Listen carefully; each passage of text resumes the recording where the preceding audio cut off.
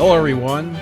Welcome to the Auburn Undercover podcast. I'm your host, Brennan Marcello, alongside Michael Niziolek of Auburn 24/7 Sports at auburnundercover.com. As always, the Auburn Undercover podcast is presented by wehavedonuts.com. Go there, order donuts, delivered to your door quickly. They are some beautiful donuts, gourmet donuts, all kinds of flavors. They're really good. We should be getting our new shipment soon. I can't wait for it. In fact, I've been having dreams about it. So wehavedonuts.com, and that's donuts, DOUGHNUTS.com. Check them out. Michael, this is our second podcast on the new service. Everybody can download our podcast now on iTunes, Google Play, TuneIn, Overcast, Pocket Cast. Anyway, if you name it, you can probably find it on your devices now. So no more going to just a website to go listen to it in a browser. You can now download it and subscribe. So as soon as this podcast is recorded and uploaded, it'll be delivered to your device, whether it's computer, tablet, or phone. So please subscribe, spread the news, and give us a 5-star rating if you like what you hear. If you don't like what you hear, please don't give us a 1-star rating. I love you. Michael, while you're away, Auburn released its depth chart, okay? Now, Gus Malzahn says he might never release a depth chart again. Did you think he was being tongue-in-cheek, or do you think he was being serious, both. or both? He would seriously consider it going into next year, I think. So silly. He's a silly man sometimes. So the depth chart came out. There were no huge surprises among the starters, but backups, it's always an interesting thing to kind of consider and look at. Auburn depth chart includes 15 oars, which goes way over the over-under you set. Yeah, you called under 5. I called over. I said there'd be at least, 4 or 5 on the starting lineup, and that ended up being right. And then there was about 10 on the backups, but every backup was an oar. Yeah, I totally misjudged that. But there were a couple of oars on the depth chart I was surprised with in the starting rotation. The first one being the running backs. I don't care what people say about, well, this is kind of how they did it last year. Cameron Petway is the number 1 running back, and to have an oar between his name and Kerryon Johnson is nothing more than lip service, I think, to keep people happy. There's a lot of that, I think, on the roster. Yeah. And at this point in these guys' careers, do you think that? I don't know. Why not do it? I guess because it really is just a piece of paper, so who cares? But why shouldn't these players be confident enough in their standing that they don't need an oar next to their name? Like, do you think Kerryon Johnson, if he didn't have an oar, would be upset? I don't know. I think it's silly. Who's the best running back on the roster? His name's Cameron Petway. Keenan Sweeney. Sure, whatever you want to believe. I thought that I just whatever. Okay, Cameron Petway's the starter unless he's injured or suspended for the opener. Halfback, or whatever you want to call it, H-back, excuse me. Chandler Cox is a starter. And then they put an oar between Spencer Nye and Keenan Sweeney's name. Not too unexpected there. Chandler was going to be the starter. We all knew that. But the backups, no John Samuel Schenker. No. Chip Lizzie's favorite freshman. Well, that is lip service to help out Rush Probst, his former mentor, the head coach who coached John Samuel. But I didn't have Samuel Schenker on the list of freshmen I thought that would play, and I think that was dumb. I think that I was right. So I think you're gonna be wrong. I don't think the kid's going to play. I said I didn't have him on my list of players. You didn't? Oh, they said you did. Even it was like the day after Chip Lindsey said all that, and I didn't include him because I thought that was bogus. Just lip service. And now, obviously, he has some work to do to get back up the roster. He's going to redshirt. So, yeah, not too surprising there. Let's move on. Tight end, Jalen Harrison, Tucker Brown, whatever. We'll see if the tight end's more involved. The tight end will be more involved with Sal Cannella, which we'll get to here in a minute, why he's not at tight end on the depth chart. Receiver, the first spot here, Darius Slayton or Kyle Davis. And I think that's more or less Kyle Davis missed spring. Yeah. And didn't necessarily earn the right to be the sole starter at the 9 position. That's the 9 position, I'm told, by the way. Both experienced receivers, Davis and Slayton Orrs, on the depth chart, which is interesting. Mm-hmm. You say experienced, but they're sophomores. Well, Ryan Davis is a junior, but I mean, It says sophomore in the thing. Ryan Davis Jr. on the depth chart. Which depth chart are you looking at? The one that they sent out. I'm looking at the one they sent out too. Is Ryan Davis different on the? We're not talking about Ryan Davis. We're talking about Kyle Davis. No, but I'm saying it's interesting that both of the experienced receivers with Ryan Davis and Darius Slayton are Orrs on the depth chart. Okay, Darius Slayton is listed as a sophomore. I know, but he's multiple years of experience. He's not experienced. Okay, whatever. So they're at the 9 position. Darius Slayton and Kyle Davis. We're not talking about Ryan Davis right now. Oh my goodness, Darius Slayton and Kyle Davis. They're at the 9 position. The 9 position is the one you see go deep a lot. That goes deep. Right, perimeter. What they do. The next receiver spot. This is the 5 spot on the roster. 5 at receiver. Nate Craig Myers listed as the sole starter. Not surprising to me. What is somewhat surprising is seeing the quote-unquote tight end, Sal Cannella or Marquise McLean behind him. All these receivers are the bigger receivers on the roster, of course. Nate Craig Myers at 6'2", Sal Cannella much bigger at 6'5", and then Marquise McLean at 6'2". What do you make of that? I think we're going to see Sal Cannella quite a bit on the field this season.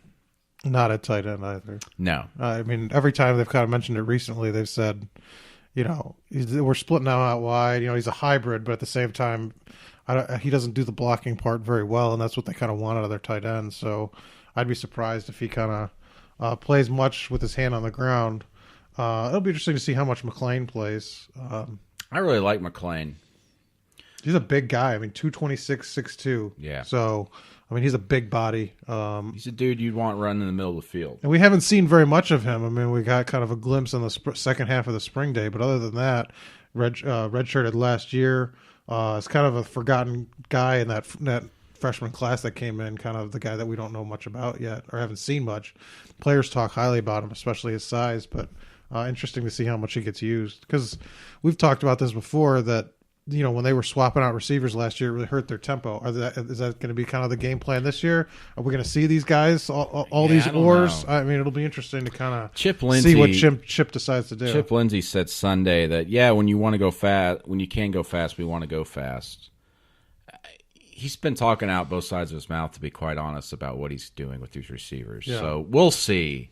We might not really see against Georgia Southern. We might see it against Clemson, what they're actually going to do. Yeah, everybody will play week 1. Yeah. But week 2, it'll be kind of the test. It'll be interesting. Then we move on to the next receiver position. Eli Stove is a starter with Noah Igbenogany. I think I'm saying it correctly, as the backup. No Orrs there. Eli Stove is the winner of that position battle. No surprise there. No. Got anything to add? That's about it. No, this looks good. He looks good. So we move on. Then there's another Orr, and I was expecting this somewhat. Ryan Davis or Will Hastings at the small little receiver spot. 5'9" Ryan Davis, 5'10" Will Hastings. You asked about this position yesterday, didn't you? You asked Gus about this, and he kind of retorted back, "Well, don't even look at that because we're going to use all the receivers differently anyway." So, what did you think of that? What did I think of it? I can understand why fans don't listen to much what he says anymore. Sorry, no offense, but geez, come on, man.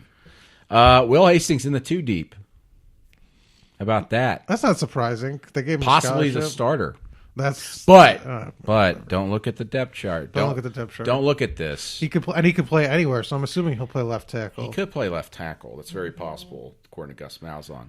Now, speaking of left tackle, let's go to left tackle. Prince Tega Wanagho.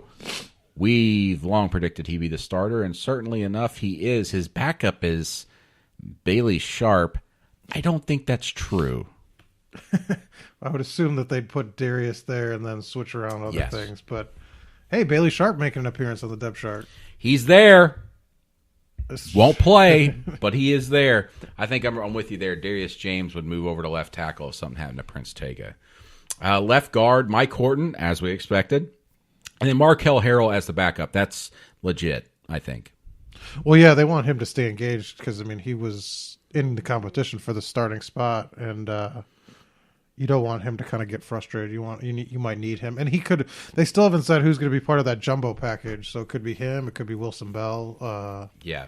So, I mean, they could get some playing time because that's where Mike Horton kind of stepped up last year, getting playing time there.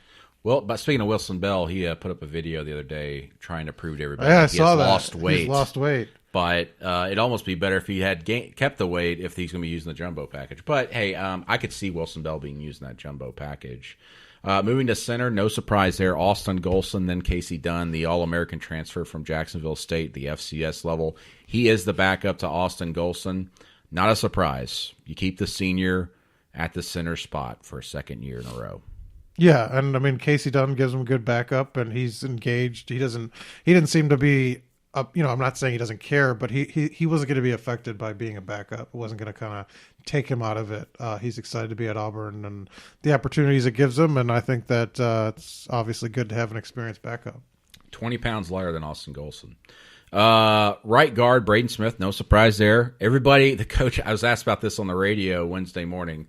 They're like, for all that talk about them keeping Braden Smith at right tackle, end up going to right guard. And I was like, everybody's been saying it since the beginning of camp. What do you think that comes down to? Do you think that is that a failure on Herb Hand's part that he couldn't get him going at right tackle? No, I just think that he's much better at right guard. That's that much of a He difference. could play right tackle. He'd be fine, but Darius James is better as a tackle. I mean, he's bigger. He's 21 pounds bigger. Yeah. The guard spot, the way they want to pull and the quickness there, I think Braden Smith's a little faster with his feet. And I think that's a good move. I that's what I long kind of believed and held, that it was possible Braden James can move inside if Wilson Bell wasn't exactly, came in and when everybody's like, whoa, pop, Right. that guy's better. But they want to put their 5 best guys out there, and they move them around. So, yeah, I'm not surprised Braden Smith's at right guard. We've been saying it for a month now, I guess, almost a month now, that he would probably be the right guard. Wilson Bell, the Florida State grad transfer, is his backup. Wilson Bell says he has lost weight, so this 355 pounds on the roster. I think it said on that video 338. Yeah, so he's getting closer to that 330 range, which is what you want him at probably for the guard spot, at least for his size. Still a big man. Still big, but for him, I think that works with the way he moves. And even Gus Malzahn said, yeah, he's lost weight. Don't believe the roster there. Again, don't look at the depth chart. Right. But you could help us out, Gus, and have one of your 55,000 staffers be in charge of updating the depth chart or roster. But, hey, we don't matter. Neither do the fans in their eyes. All right, right tackle. Darius James is starter. Again, no surprise there. Moves from left tackle where he started last season. The senior, of course, leading the way. And Calvin Ashley, the true freshman, the 5-star, the crown jewel of this last recruiting class, is listed as the backup. 6'6", 350 pounds. I have a hard time believing he's the true backup there, Mike. Well, is that because Gus said he's not really the true backup there? Well, like I said, I don't listen to much what Gus says. But Gus was like, somebody asked him about it, and he's like, well, if there's a disaster happens, we'll probably put him in. But unless that happens, I wouldn't read too much into him being on the roster. So why did you put him on? I don't know why you put him on there, though. I mean, other than just to, check egos and everything there like that. There you go. It's all lip service to make the mamas and the papas happy. It's sort of silly. But that's why we're here. That's why Mike and I are here, to give you legitimate reality. But I mean, yeah, like you said, could he play second half of the season if there's a major injury and they're trying to kind of find a combination? But he's not going to be the first guy in. He's not going to be the first guy out on Georgia Southern when they're playing the back. Bailey Sharp could actually be the first guy out in the backups. Be redshirted. You don't want to burn a red shirt with Calvin Ashley just for no reason, especially when theoretically you don't want to use him.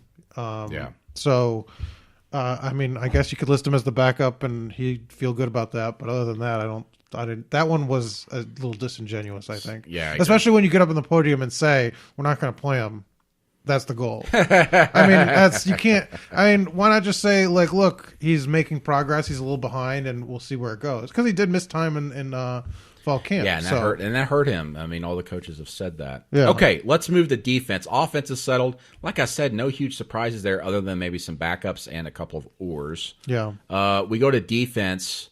You were right all along, but let me name the starter at Buck. Jeff Holland is a starter at Buck, but behind him, Paul James III or the freshman T.D. Moultrie at Buck. Yeah, I'm interested to see what with TD, is it smokescreen that Rodney wasn't getting him? Did they switch halfway through camp? Are they just kind of playing games with that because they want people to think that's where he's going to play? Or because they didn't have space for him at middle linebacker where they put the other two freshmen? Yeah. Is that just where they could fit his name on the roster? Maybe. And to be honest, that might be the case. I don't know. I think TD is a good fit there. I think that he should get snaps. I agree. But I, honestly, when Rodney said, like, look, I didn't get him for the first 2.5 weeks of camp, I believed what Rodney said. Because just the way he said it, and just, in that moment, I didn't think he was kind of lying. But Rodney doesn't lie about stuff. They'll have switched. They're not going to throw him in there without having practice at the position. What do you think? I agree. I think it's legitimate, and the reason why I say it's legitimate is because they have the org there. But that means that then they switched 2 weeks into practice and it's very possible moved him there. They could have. He did not practice much there first 2.5 weeks. So. But I do think Paul James III would be the first guy off the bench. Absolutely. If it's like early in the season in a pinch. And I think they want him to succeed. I think they're excited about Paul James. They're shaping his game, and he's got that extra year of eligibility, so he could be a fixture here. What I found interesting, I thought Paul James III would be a defensive end all the way. He was last season before he got hurt, but you were saying, and the coaches were saying, yeah, he's going to be a buck. And he's 6'3", 260. That's a big dude. Yeah. I wonder about his speed, but we'll see against Georgia Southern. I'm sure he will play some there at the buck spot, and it'll be interesting. I figured he'd be at defensive end, but that's not the case, which we'll get into something interesting at defensive end in the backups again here in a little bit. Defensive tackle, no surprises here other than at the backup spot once again. Dontavius Russell is the starter. No surprise there. He was very good last season. Then, this is kind of if you were to tell me this was on the depth chart 2 years ago, I would have said, you're nuts. But Byron Cowart, the former #1 recruit, the highest rated recruit ever in the modern era of recruiting websites to sign with Auburn, according to the 24/7 Sports Composite, is a backup, but is listed with an or between his name and Tyrone Truesdell, the true freshman who could barely get through a how would you say it?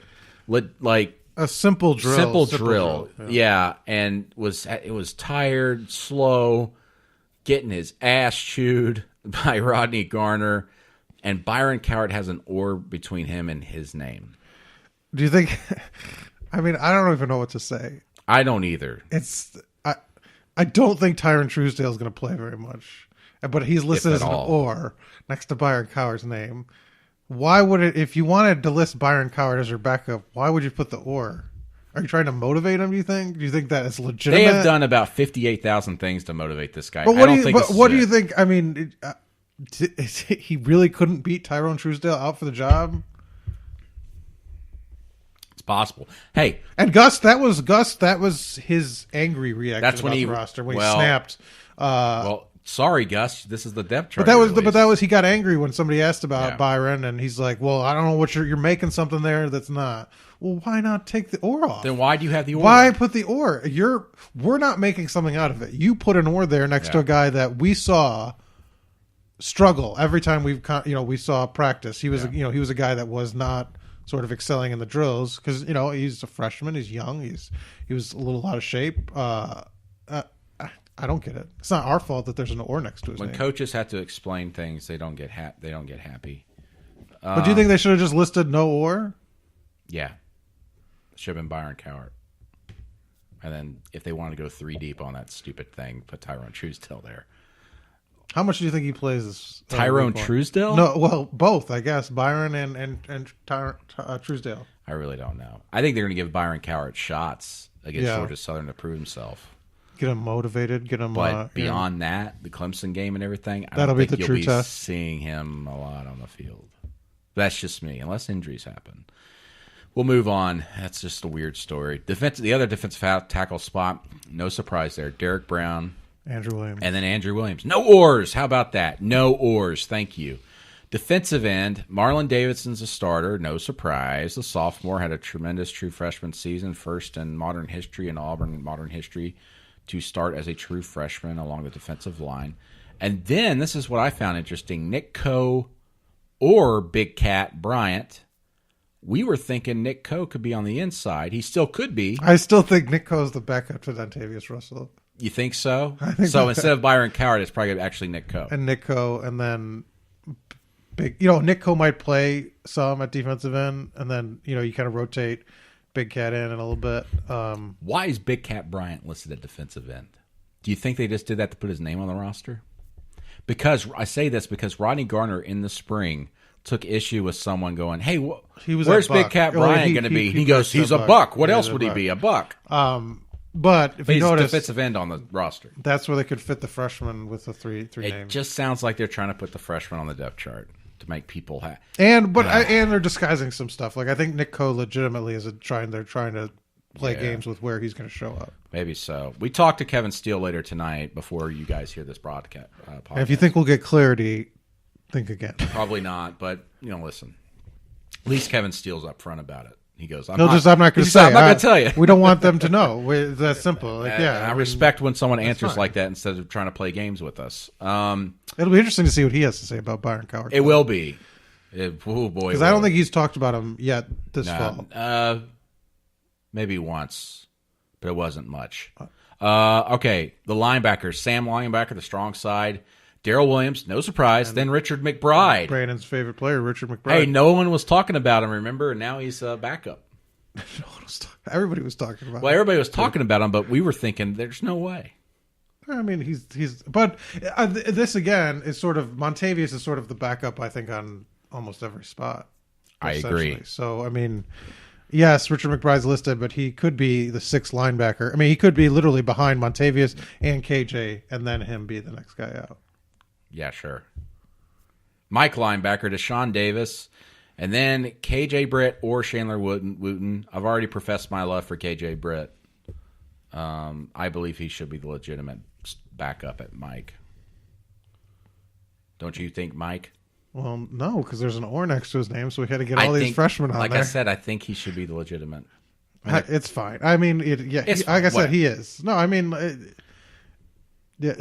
it's silly. This participation thing is really kind of crazy. Especially on defense here. Okay. All right, weak side linebacker with the will. Trey Williams, no surprise. Then Montavious Atkinson. I think we both agree on that. And, of course, Montavious Atkinson can move around and be the backup anywhere. Which is what Travis has basically said going back to last year. Yep. So he will play a lot.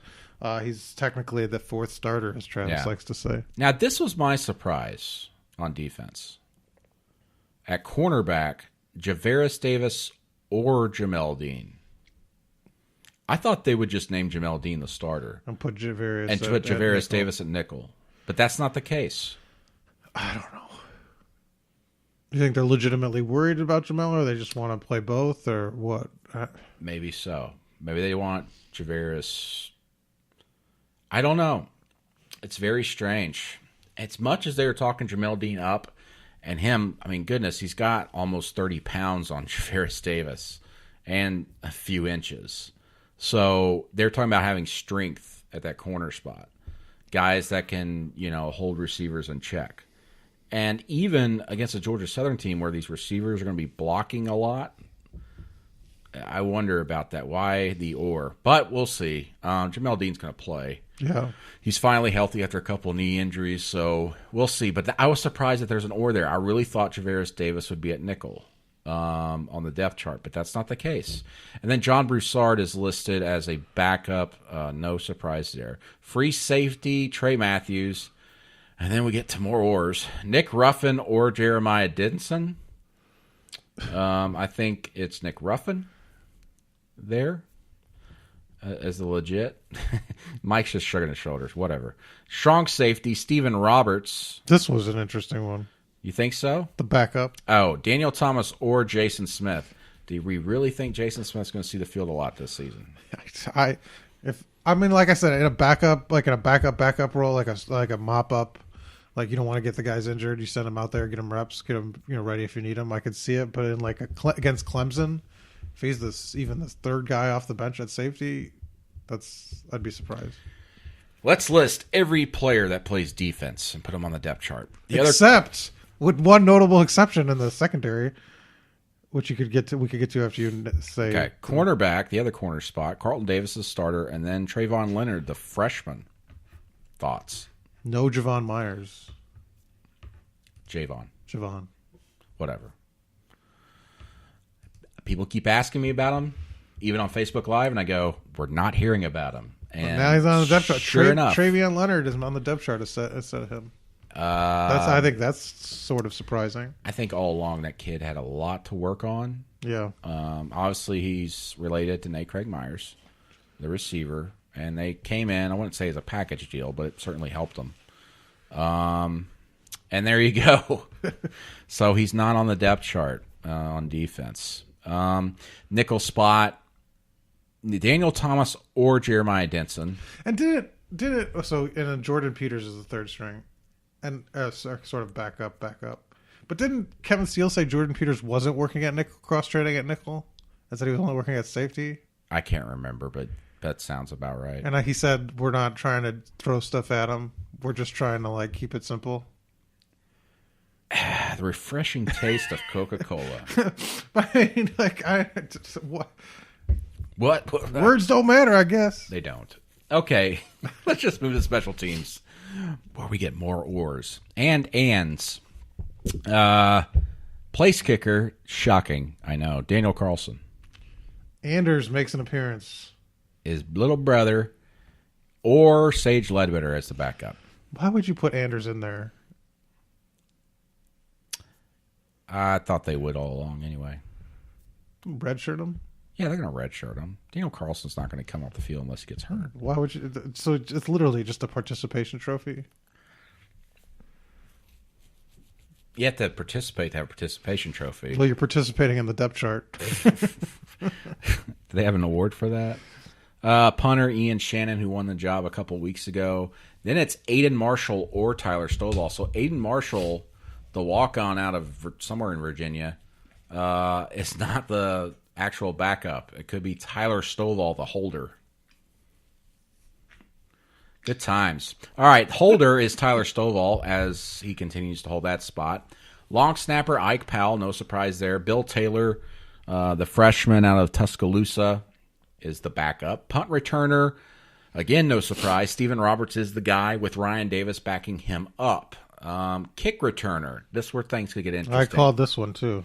You called it. Kerryon Johnson and Javaris Davis. And Gus basically said what I had said, that you'd want your fastest guy in the roster to have, try to give him the ball some way. And Javaris Davis and is that guy. Javaris Davis is that guy, and he sounds excited about it. Behind them are a couple of freshmen, the newcomers, Devin Barrett and Noah Igbenogany. That time he didn't get his quick. I didn't get it quite right. But Cam Martin gone. Yeah, Cam Martin not on there. Gus Malzahn was asked about those two freshmen, and he said, hey, it'd be fine if those guys worked their ways up and maybe replaced one of the two starters right now. I would think one of those two would be Kerryon Johnson, just so they can lighten the workload on him. So maybe Devin or Noah could replace Kerryon Johnson on kick return if they prove themselves, and they will get a shot against Georgia Southern to do so. And Mercer. I would think. So that will be big for them. So that's the depth chart. Overall thoughts? Anything? We obviously talked about every position, but just overall thoughts. So many oars. Gus is sort of getting defensive about some of the things that they decided to do. I don't understand that. You decided to put Byron Coward on there with an oar. Don't get mad when we ask, hey, isn't that kind of crazy? He's like, I don't know why you're reading the depth chart. Whatever. I and with the whole thing about not presenting a depth chart, if you're confident in your team as this team is with the experience they're bringing back, why would you be so worried about putting on a depth chart?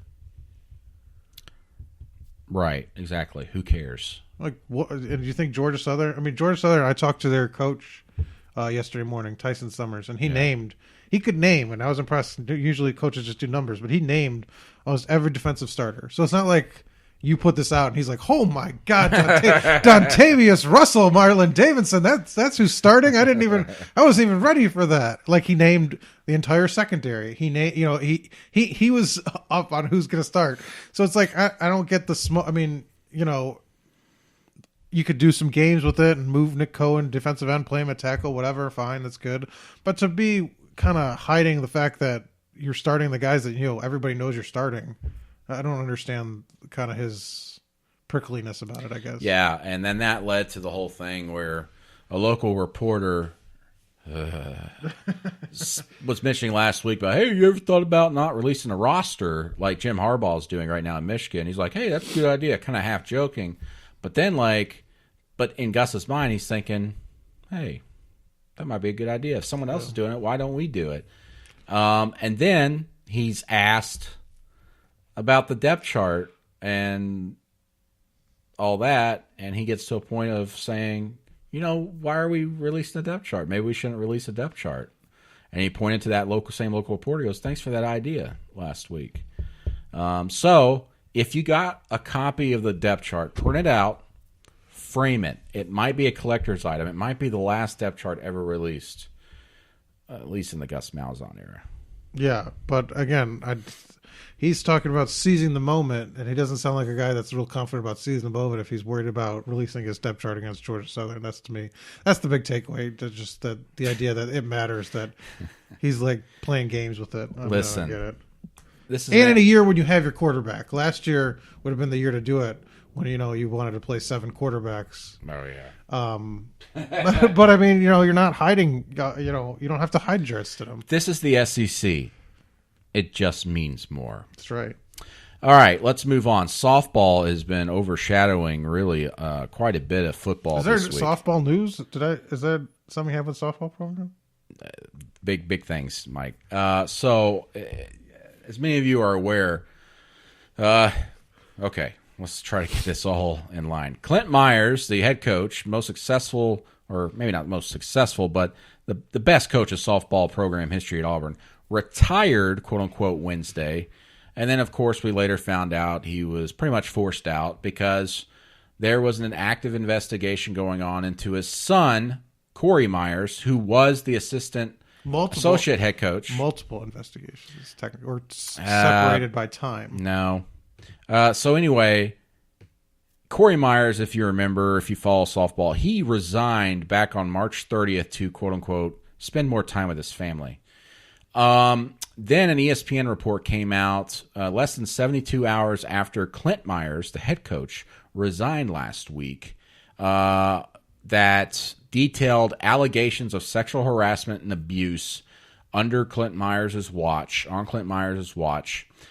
dealing with Corey Myers and a relationship he was having with an Auburn player, and then some other allegations, for example, him slapping one of the one of the softball players on the butt after a play on the field, and the softball player didn't like that very much.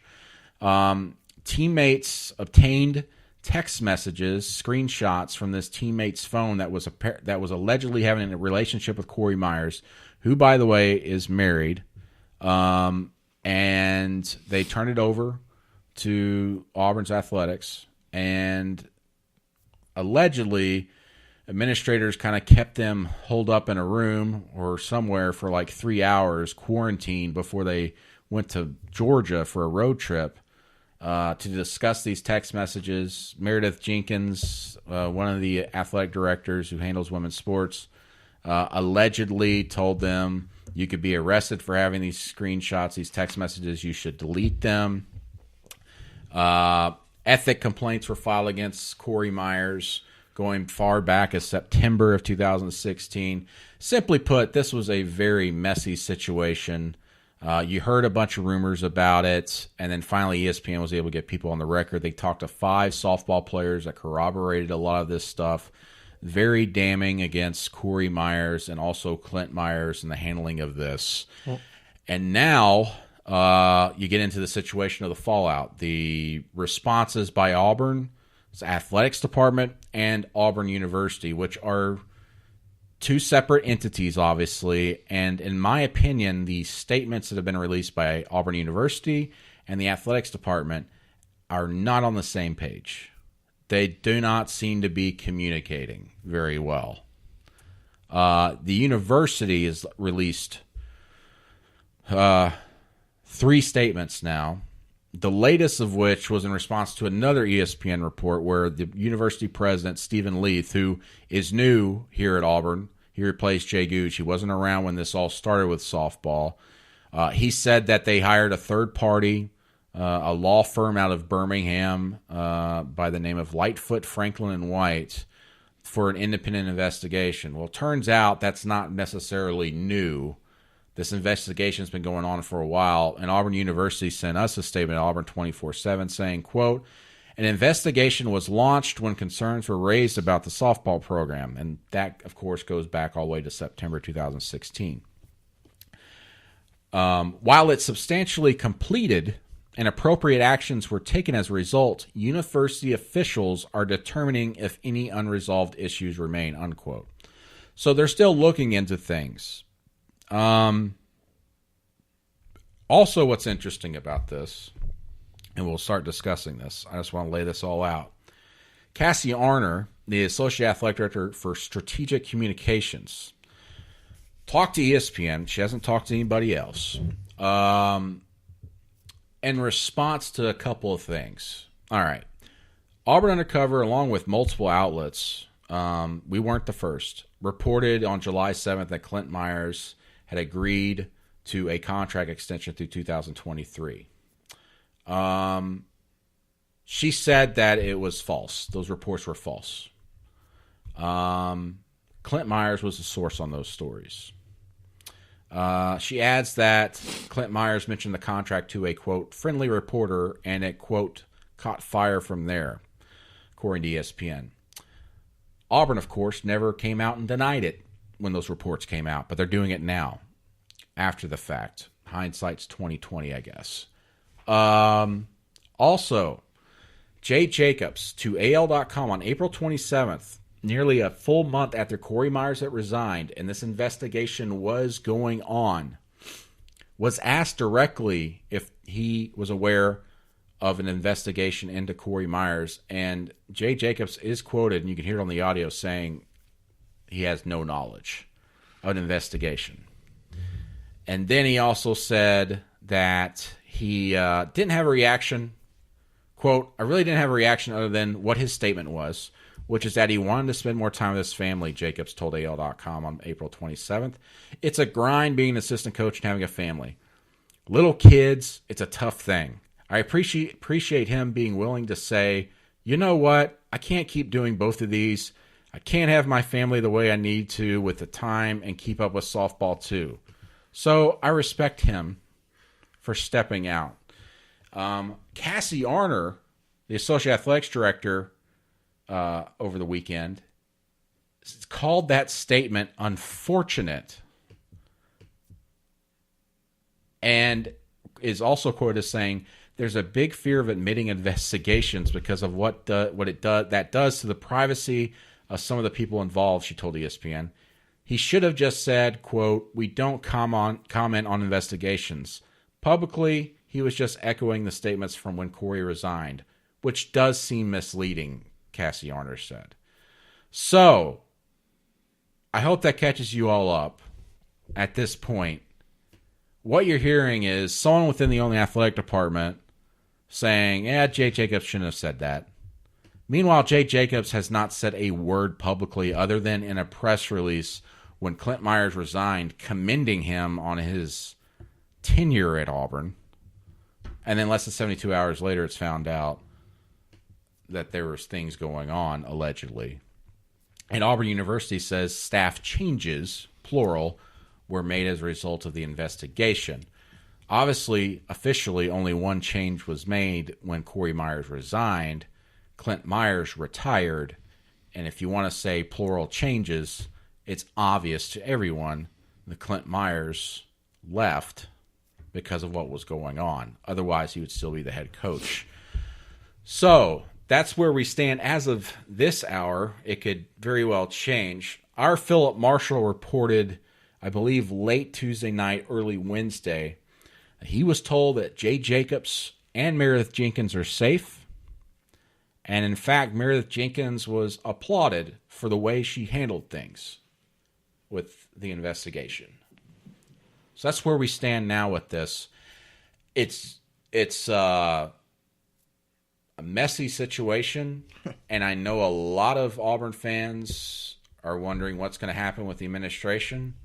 And at this point, it doesn't sound like anything's going to happen. No, they're battling. They're kind of bolting down the hatches and just bunkering down, it sounds like, from the responses. A couple things. Cassie's response to the contract extension, blaming the media for it catching fire, is disingenuous. We called her. We reached out to Meredith and her and gave them a chance to say about that contract extension. And they said were not aware of it. And like it was possible that they just hadn't crossed their desk yet. I don't understand, if it didn't happen, why they just said, look, there's no extension to talk about. Auburn has this issue where if they just don't want to talk to the media, they explain things away like that. Oh, we haven't seen it, but it's possible. This was going on in the background. Because with the way they're saying their statements, that the investigations were ongoing at September. Yeah. Since so the ethics complaints were filed. They did not, I mean. And it ramped up with the Title IX. I guess we don't know necessarily who knew what, when, but, based on what Cassie said herself when it was attributed now in the CSPN report, it sounds like she knew all along about these investigations. So I don't understand, if the contract extension wasn't true, why you wouldn't just say, look, there's no deal at this time. They were obviously hoping that this would not blow up. But I mean, Clint announced it, and I don't understand why you would let Clint do that without sort of coming back on him. I mean, you can't just. That seems like you're letting the inmates run the asylum, right? Just I think Clint does what Clint does. Sure, but with this all going on, I mean, it's pretty gutsy move. And you would think, I'm not comparing this apples to apples to what happened at Baylor or anything like that. But anything along the lines of allegations of mistreatment of your players, you would think you would take seriously enough to where if your coach says something along those lines, like, by the way, I got a contract extension waiting for me. 3-year contract. You would think Auburn would kind of step in and go, guys, it's not true. I probably wouldn't report that. And the other thing about this. So don't blame the media. No, it's not the media. We did our due diligence. We talked to the people that we asked for confirmation. I worked. Philip was out of pocket for a couple, so I made calls on this and spent time talking to the people that are quoted here, and was given the runaround. And was, it's like, you can't blame me for saying, like, look, we could. And then Philip did get it. And that's an issue we run into with Auburn administrators a lot, is they give us the runaround a lot on things when we try to get them on the record. It's frustrating as a reporter. But when things like this happen, to come back and say, look, we don't know how that story caught fire. Well, yeah, I know how, because you wouldn't say, look, there's no extension. Cassie could have stopped this story by saying to any one of the reporters that contacted her, there is no extension. Right. But that did not happen at all. The other aspect of this, which is just fascinating, is that with Baylor is sort of on the mind, in the sense that, schools, I think, have reevaluated how they respond to things and how they approach Title IX investigations. The response to this has been nothing short of disastrous for the university. I agree. 4 statements by the athletic department, 3 statements by the university. If this has been going on since September, that they've been investigating it, why you wouldn't be ready with prepared remarks and prepared response and strategy, why you wouldn't hire a firm to handle that. I don't know why multiple people are kind of handling different aspects of it.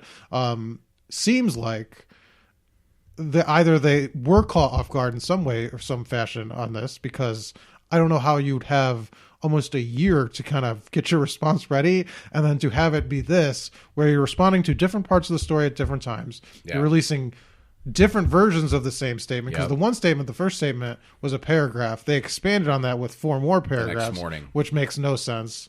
They are answering questions sort of after the fact when new things come to light. Oh yeah, well, Jay Jacobs sort of lied, but I mean, it's okay. I don't know how you how they've had this much time. This is their job. I mean, this is what these people do. I mean, this is their strategic communications. Their strategic, this is their sort of. And if they've known all along, how do you not have sort of a? Because this is serious. I mean, this is. I mean, we're laugh a little bit just in the response because it's so bad. And given the serious nature of the allegations, given the serious kind of the way the culture's gone in football and athletics with, you can't have these complaints and you can't not take them seriously.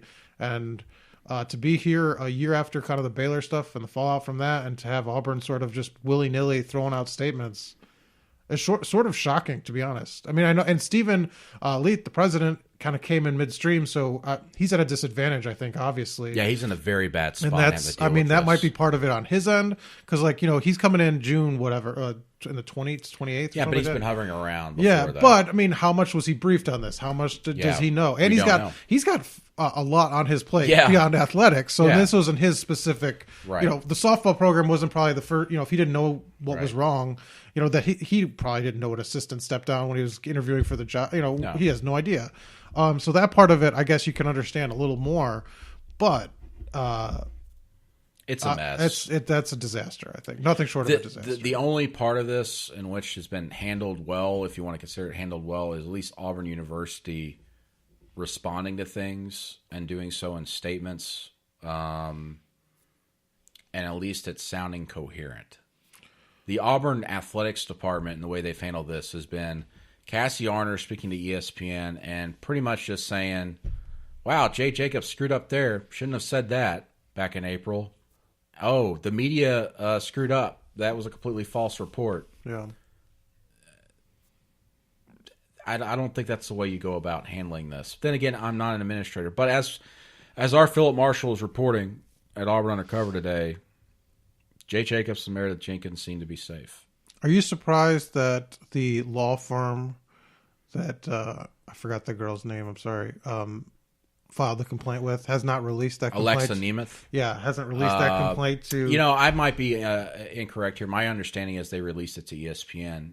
ESPN did not publish it, but that's where they got. But other reporters now have requested it. We have requested it, right? And I've contacted the attorney myself and have not heard back from them. I'm surprised that they haven't put the full complaint. I'll say this: it certainly seems like that. ESPN was all over this story, and the reason why a lot of people ask, how are they on this story?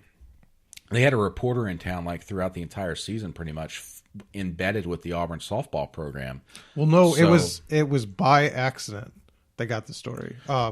He was with the team. He showed up. It wasn't like he was in bed with the team looking for this. His first weekend, I guess, with the team was that Florida trip where some of this went down with the bus and the players refusing to get on the bus. And so he refused to get on the bus before Georgia. Okay. Well, there was an incident in Florida. And before Florida, that emotions were high. Yeah. And ESPN makes it sound like that because of that. That's what tipped the point for Haley Fagan shoving, or not get shoving, but she got kind of pushed in the shoulder by Tim Walton, the Florida coach, and kind of blew up. And so that's what emotions were high among the team. Tipped him off to something was wrong. And because he didn't have an angle necessarily other than that the Auburn softball was doing well. Mm-hmm. And so kind of looking to see this has got to be kind of a good story. And then that happened and that kind of changed the direction of it. But just sort of by happenstance. And interesting that why, if you were Clint Myers, and this was, and because you got to take it, it's not the season that it started. It happened in September. And they said Corey Myers took a 2-week leave of absence. And they said Clint had pushed players in September to go to Corey's defense, even though there was allegedly. And so Clint, to open the program up to a reporter, I think Clint is a very confident man. I guess, but sort of led to his own undoing, essentially.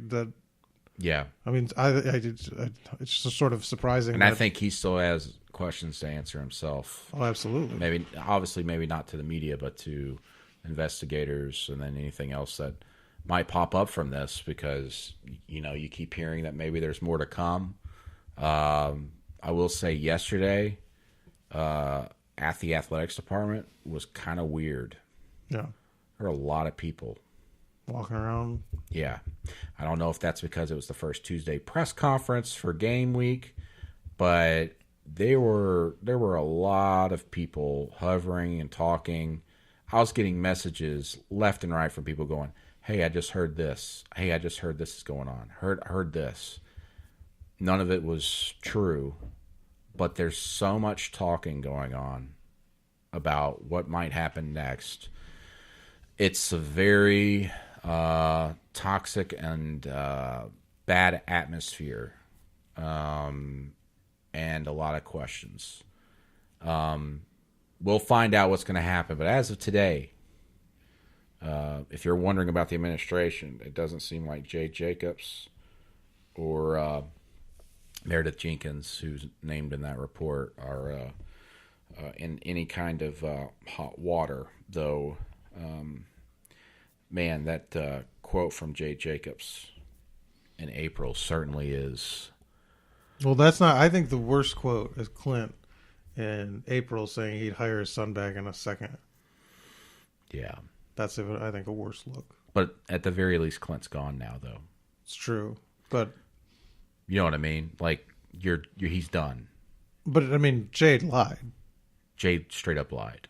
So. Or, on the other hand, he had no idea what was going on. Or somebody protected him against it and didn't tell him. And that's his job to know. And it's his job to know. And whoever's withholding it from him is doing a bad job. Which one's worse? But if he lied, do you think that's fireable? I mean, do you think that he lied to local media? I mean, it's not the first time an AD has lied to local media. Well, he should have better, like Cassie said, he should have better explained, I don't comment on him.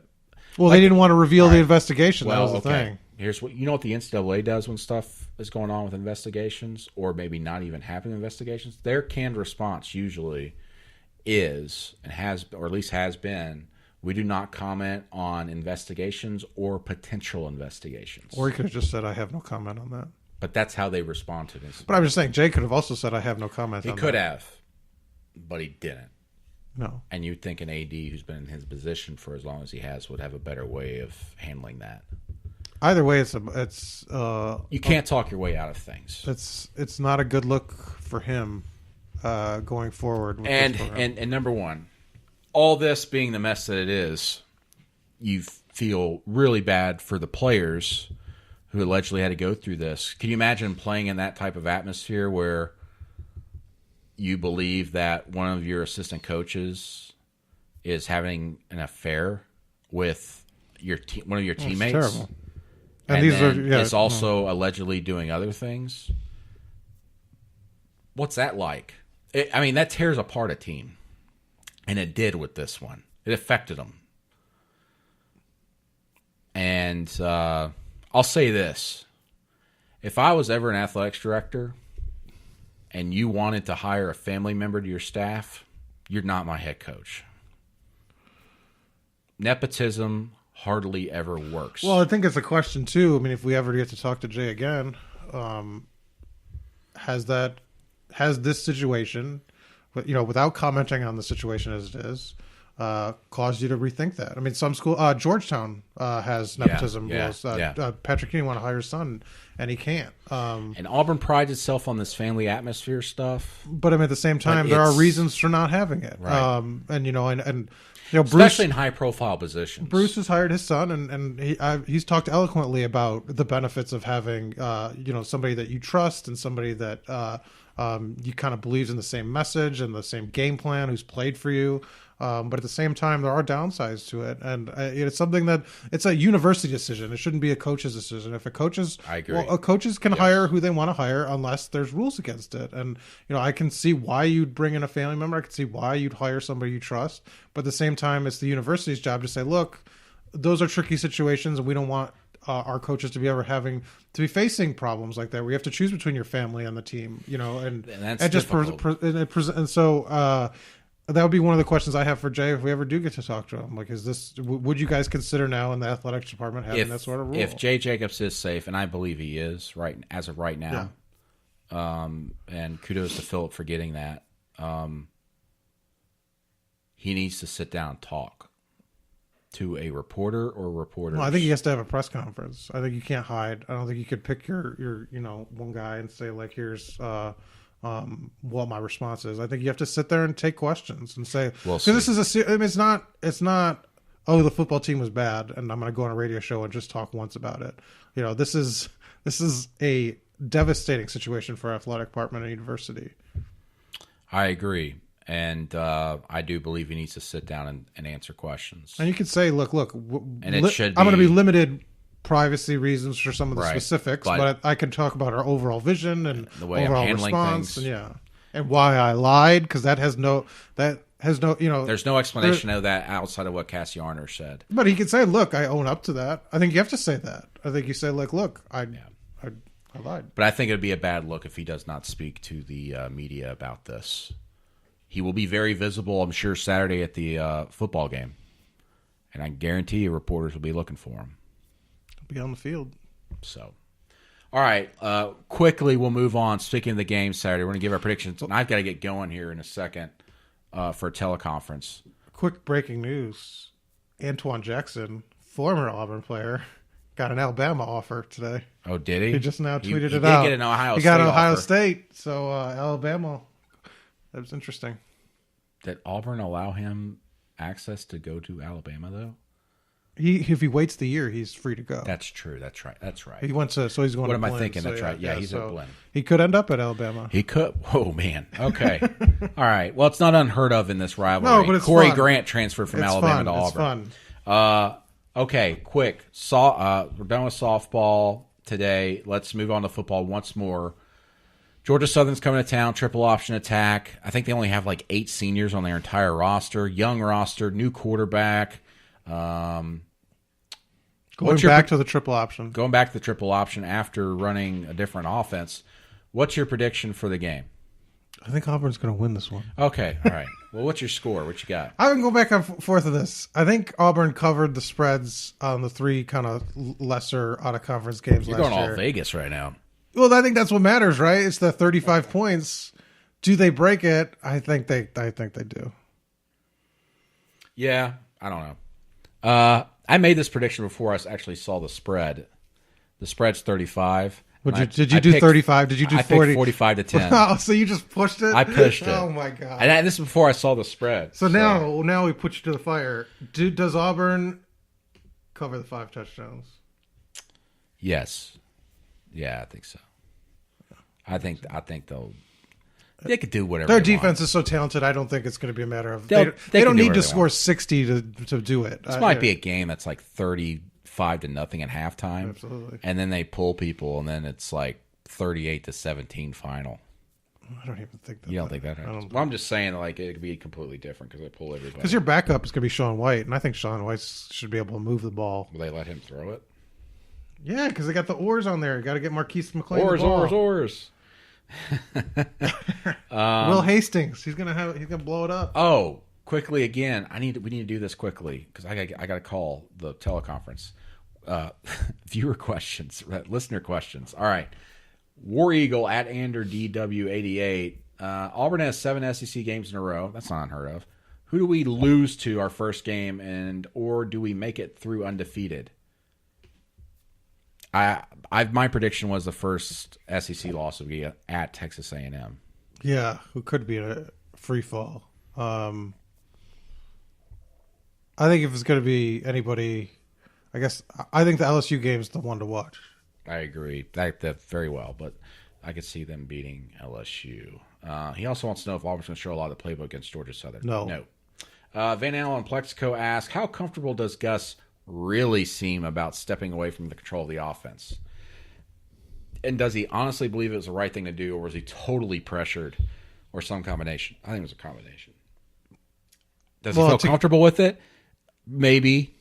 until something bad starts happening, and then he'll start feeling a little antsy on the side. And I don't think it's like, people think he's sort of off the room and wooling himself off. I think he has a say in things that go on. Oh, yeah. So, I mean, it's not like he's just it's not like Kevin Steele where he's like, Kevin, have at it. Him and Chip are partners in crime. But he's going to miss calling plays. I guarantee you he will. Okay. And then the final question comes from friend of the pod, at ibarner04. How broken will my heart be at the end of the season? Well, I'll say this. Auburn fans are like thinking like 10 wins or more, or it's disappointing this season. And I'm going to tell you, it's more likely than not, if that's your expectation, you're going to be disappointed because the schedule's so freaking tough. Yeah. This is a team that could win 8 games and be much, much better than it was last season, in my opinion, just because of the schedule. If you just look into Jarrett Stidham's eyes, your disappointment will fade away. You're exactly right. He's a beautiful man. Yeah, so... And he loves Roadhouse. Which made Brandon a fan. It did. I pumped my fist when he said that. I totally broke journalism ethics. If he said RoboCop, would you have just jumped up and hugged him? Oh, yeah. Would you have picked him up and bear hug? I would have. That'd have been an awkward I would have moment. shown him my tattoo. Like, check it out, brother. Hey, let's get matching tattoos. You would have taken your pants off and shown him your tattoo. That's nice. Jeez. I don't think anybody would have wanted to see that. But my you should, tattoo or my pants? Both. You should mention our event on Friday for people that... Oh, yeah. This is how we'll close the podcast.